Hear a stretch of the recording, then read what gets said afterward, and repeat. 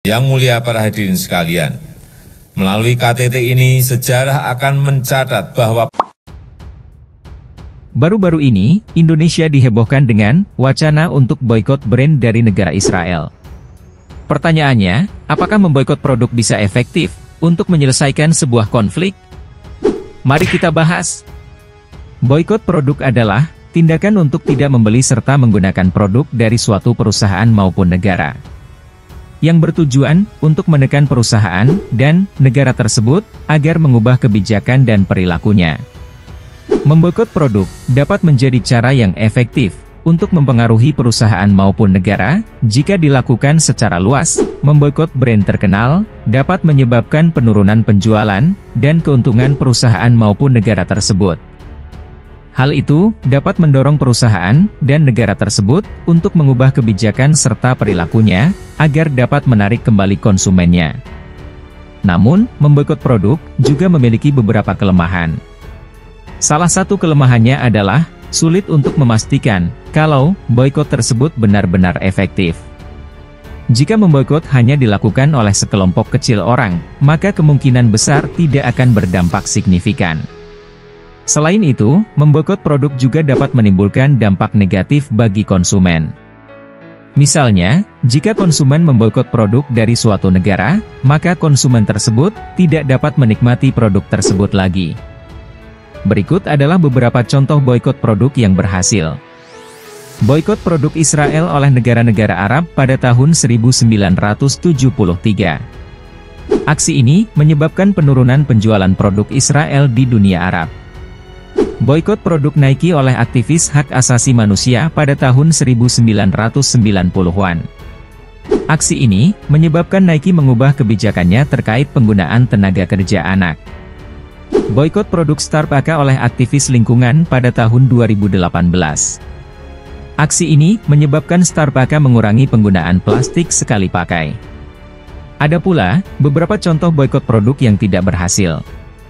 Salah satunya, boikot produk Coca-Cola oleh aktivis hak asasi manusia di Afrika Selatan pada tahun 1980-an.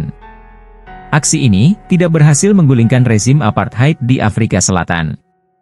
Selanjutnya, boikot produk McDonald's oleh aktivis lingkungan pada tahun 2000-an. Aksi ini tidak berhasil mengubah kebijakan McDonald's terkait penggunaan daging sapi.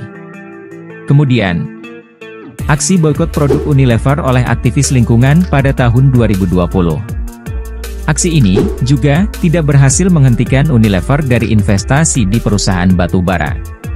Secara umum, memboikot produk dapat menjadi cara yang efektif untuk mempengaruhi perusahaan atau negara. Namun, boikot produk juga memiliki beberapa kelemahan dan tidak selalu berhasil. Jadi, jika ingin aksi boikot berhasil, harus dilakukan secara massal oleh sebuah negara. Mengapa kita jadi ikut boikot produk, sedangkan kita sendiri butuh produk itu? Tentunya, ada beberapa alasan mengapa kita ikut boikot produk, meskipun kita sendiri membutuhkan produk itu. Kita percaya kalau boikot itu penting. Kita mungkin percaya kalau perusahaan atau negara yang memproduksi produk tersebut melakukan sesuatu yang salah, dan kita ingin menggunakan boikot sebagai cara untuk mengungkapkan ketidaksetujuan kita. Dan kita ingin menunjukkan solidaritas dengan orang lain. Kita mungkin merasa kalau aksi boikot itu adalah cara untuk menunjukkan dukungan kita kepada orang lain yang terdampak oleh tindakan perusahaan atau negara yang melanggar. Ada juga seseorang ingin membuat perubahan. Saya mungkin percaya kalau boikot adalah cara yang efektif untuk mendorong perusahaan atau negara tersebut untuk mengubah kebijakan dan perilakunya. Ada pula beberapa alasan masyarakat ikut boikot produk, meskipun banyak masyarakat yang membutuhkan produk itu. Mereka mungkin percaya bahwa perusahaan tersebut menggunakan tenaga kerja anak.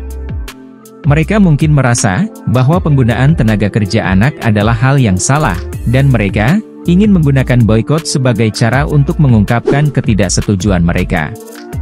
Yang kedua, mereka mungkin percaya bahwa perusahaan tersebut merusak lingkungan. Mereka mungkin merasa bahwa perusakan lingkungan adalah hal yang serius, dan mereka ingin menggunakan boikot sebagai cara untuk mendorong perusahaan tersebut mengurangi dampak negatifnya terhadap lingkungan. Mungkin juga mereka percaya bahwa negara tersebut melakukan pelanggaran hak asasi manusia. Mereka mungkin merasa bahwa pelanggaran hak asasi manusia adalah hal yang tidak dapat diterima, dan mereka ingin menggunakan boikot sebagai cara untuk mendorong negara tersebut agar menghormati hak asasi manusia. Tentu saja, keputusan untuk ikut boikot produk adalah keputusan pribadi. Kita harus mempertimbangkan dengan cermat semua faktor yang terlibat sebelum membuat keputusan. Jika kita memutuskan untuk ikut boikot, kita harus siap untuk menghadapi konsekuensinya, yaitu tidak dapat lagi menggunakan produk tersebut. Berikut adalah beberapa tips untuk membuat keputusan yang bijak tentang apakah kita akan ikut boikot produk. Pertama, cari tahu informasi sebanyak mungkin tentang perusahaan atau negara yang memproduksi produk tersebut. Apa yang mereka lakukan yang membuat kita tidak setuju? Apakah ada bukti yang mendukung klaim bahwa mereka melakukan sesuatu yang salah? Kedua, pertimbangkan apakah boikot itu efektif. Apakah boikot pernah berhasil mengubah kebijakan atau perilaku perusahaan atau negara tersebut? Ketiga, pertimbangkan konsekuensinya. Apakah kita siap untuk tidak lagi menggunakan produk tersebut? Dengan mempertimbangkan semua faktor tadi, kita dapat membuat keputusan yang tepat tentang apakah kita akan ikut boikot produk atau tidak. Lalu, apa saja nama brand yang sering diboikot? Ada beberapa nama brand yang sering diboikot oleh konsumen, baik di Indonesia maupun di dunia. Berikut adalah beberapa di antaranya. Pertama, brand Nike. Nike sering diboikot oleh aktivis hak asasi manusia karena dugaan penggunaan tenaga kerja anak dan upah rendah di pabrik-pabriknya. Nike telah melakukan beberapa upaya untuk mengatasi masalah ini, tetapi boikot terhadap Nike masih terus berlangsung. Kedua, brand H&M. H&M juga sering diboikot oleh aktivis hak asasi manusia, karena dugaan penggunaan tenaga kerja anak, dan upah rendah di pabrik-pabriknya. H&M telah melakukan beberapa upaya, untuk mengatasi masalah itu, tetapi boikot terhadap H&M masih terus berlangsung. Ketiga, brand Coca-Cola. Coca-Cola sering diboikot oleh aktivis lingkungan, karena dugaan dampak negatifnya terhadap lingkungan. Coca-Cola telah melakukan beberapa upaya untuk mengurangi dampak negatifnya terhadap lingkungan, tetapi boikot terhadap Coca-Cola masih terus berlangsung.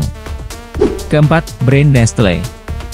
Nestle sering diboikot oleh aktivis hak asasi manusia dan lingkungan karena dugaan berbagai pelanggaran, termasuk penggunaan tenaga kerja anak, upah rendah, dan perusakan lingkungan.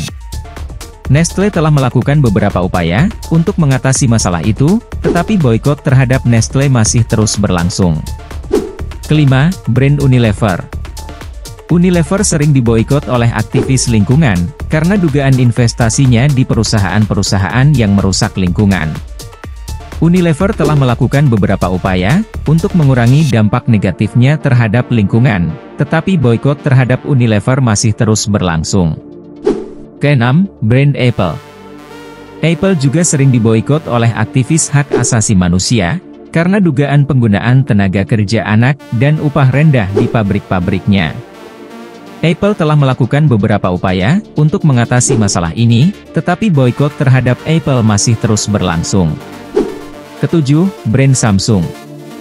Samsung juga sering diboikot oleh aktivis hak asasi manusia karena dugaan penggunaan tenaga kerja anak dan upah rendah di pabrik-pabriknya. Untuk mengatasi masalah itu, Samsung mencoba memperbaikinya, tetapi boikot terhadap Samsung masih terus berlangsung.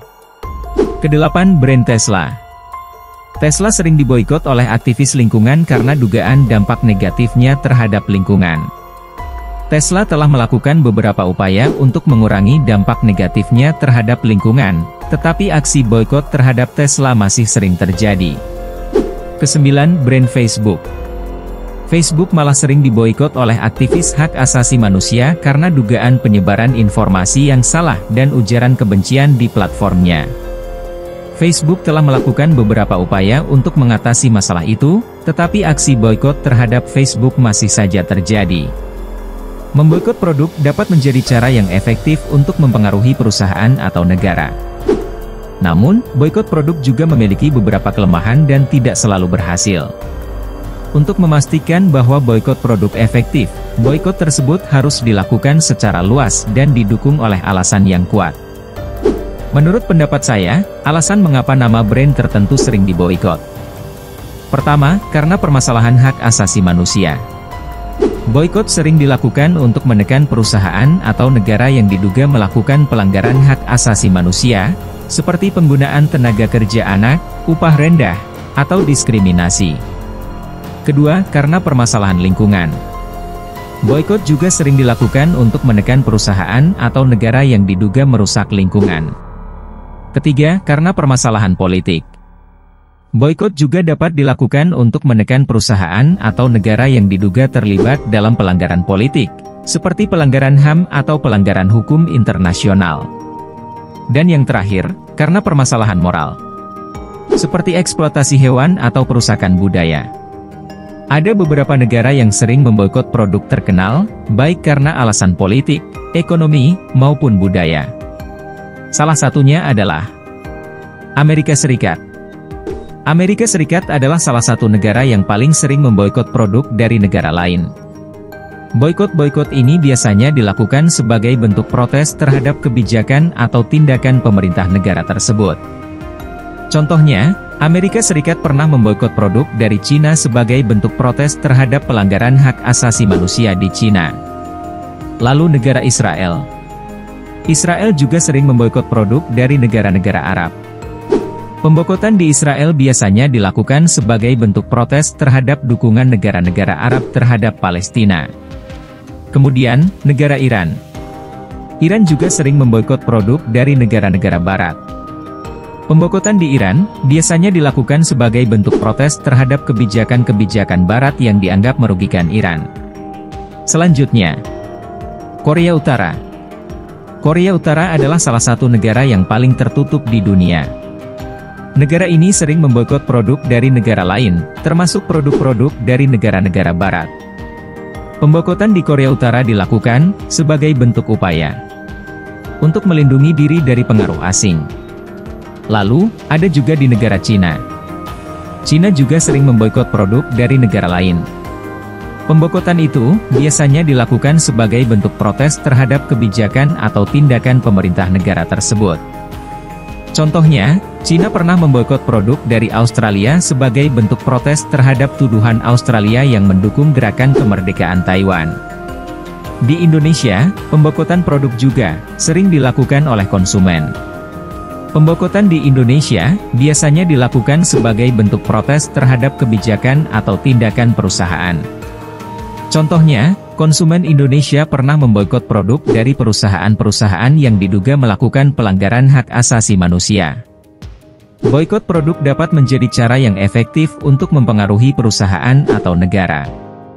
Namun, boikot produk juga memiliki beberapa kelemahan dan tidak selalu berhasil. Untuk memastikan bahwa boikot produk efektif, boikot tersebut harus dilakukan secara luas dan didukung oleh alasan yang kuat. Terima kasih sudah menonton.